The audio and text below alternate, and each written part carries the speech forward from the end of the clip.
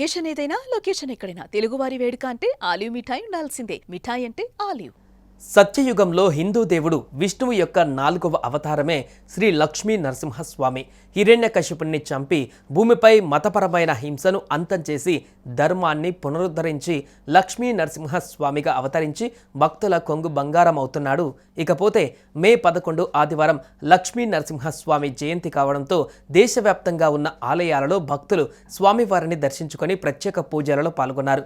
ఇక హైదరాబాద్లోని గోల్డెన్ టెంపుల్లో వెలిసిన నరసింహస్వామిని భక్తులు అధిక సంఖ్యలో దర్శించుకొని తీర్థ ప్రసాదాలు స్వీకరించారు. ఆదివారం శ్రీ లక్ష్మీ నరసింహస్వామి జయంతి సందర్భంగా హైదరాబాద్ బంజారాహిల్స్లోని రోడ్ నెంబర్ 12లో ఉన్న గోల్డెన్ టెంపుల్లో లక్ష్మీ నరసింహస్వామి జయంతి ఉత్సవాలు ఘనంగా ముగిశాయి. హరే కృష్ణ మూవ్మెంట్ ఆధ్వర్యంలో ఈ ఉత్సవం జరిగింది. ఆలయ అధికారులు కీర్తనలు మూలవారులకు అభిషేకాలు నిర్వహించారు. ఇక భక్తులు జలాన్ సేవలో కూడా పాల్గొన్నారు.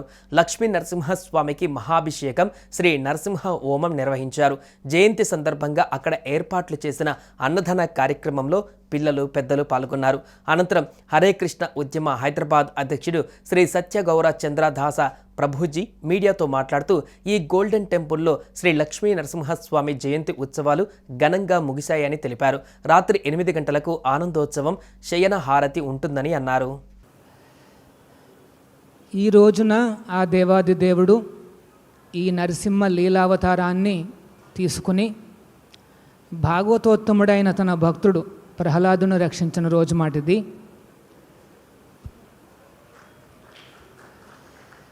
So Bhagavatam explains that this Leela is known as Adi Purushasya Mrugendra Leelam. This is the Leela Avatara of the Supreme Personality of Godhead, Narayana or Krishna, who is actually unlimitedly beautiful, but he accepts this Mrugendra Leela. మృగ ఇంద్ర అంటే అడవుల్లో జంతువులు, వాటికి కూడా ఒక king ఉంటారు. ఎవరు? సింహం మాట. సింహ రూపాన్ని ఎందుకు ఎత్తాడు స్వామి? ఒకటేంటంటే there is one principle in this entire existence, and what is that principle? To be happy, to expand ananda, to expand the bliss. So అందుకనే భగవంతుడు ఎన్నో లీలలు చేస్తాడనమాట. చేసి ఈ లోకంలో, ఈ విశ్వంలో ఆనందాన్ని స్ప్రెడ్ చేస్తాడనమాట.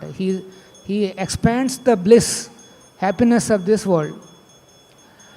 అందులో భాగంగానే ఈ మృగేంద్ర లీల అనేది చాలా విశేషం. Long ago there was a cruel king Hiranyakashipu, actually grandson of Lord Brahma, and he started ruling his entire kingdom, which happens to be the whole universe. మొత్తం విశ్వమంతా పాలించడం ప్రారంభించాడు చాలా క్రూరంగా. తన స్థానాన్ని పదిలంగా ఉంచుకోవడానికి ఘోర తపస్సు చేయడం ప్రారంభించాడు. తపస్సు చేసి ఆ బ్రహ్మదేవుడిని యొక్క సాక్షాత్ను ఆయన చూడగలిగాడు అన్నమాట. మార్నింగ్ కూడా నేను చెప్తున్నాను, ఈ విశ్వంలో ఎవరైనా సరే పవర్ సంపాదించాలి అంటే తపస్సు కంపల్సరీ. తపస్సు అంటే కొద్దిగా హార్డ్ వర్క్ చేయాలి. మనస్సుకి, శరీరానికి కష్టాలు వస్తాయి. దీన్ని తపస్సు అంటారు అన్నమాట. సో హిరణ్యకశిపుడు తపస్సు చేశాడు. రాక్షసులు తపస్సులు చేస్తే ఏమవుతుందంటే మొత్తం విశ్వమంతా వణికిపోతుందన్నమాట. భక్తులు తపస్సు చేస్తే మొత్తం విశ్వానికే ఆనందాన్ని తీసుకొస్తారన్నమాట. అది తేడా. సో హిరణ్యకశిపుడు తన తపస్సుతో మొత్తం విశ్వాన్ని షేక్ చేయడం ప్రారంభిస్తే అప్పుడు బ్రహ్మదేవుడు తరలి వస్తాడు. వచ్చి చూసేటప్పటికే హిరణ్యకశిపు గ్రాస్ బాడీ అనేది మొత్తం తినేయబడుతుందన్నమాట. చీమలన్నీ తినేస్తాయి.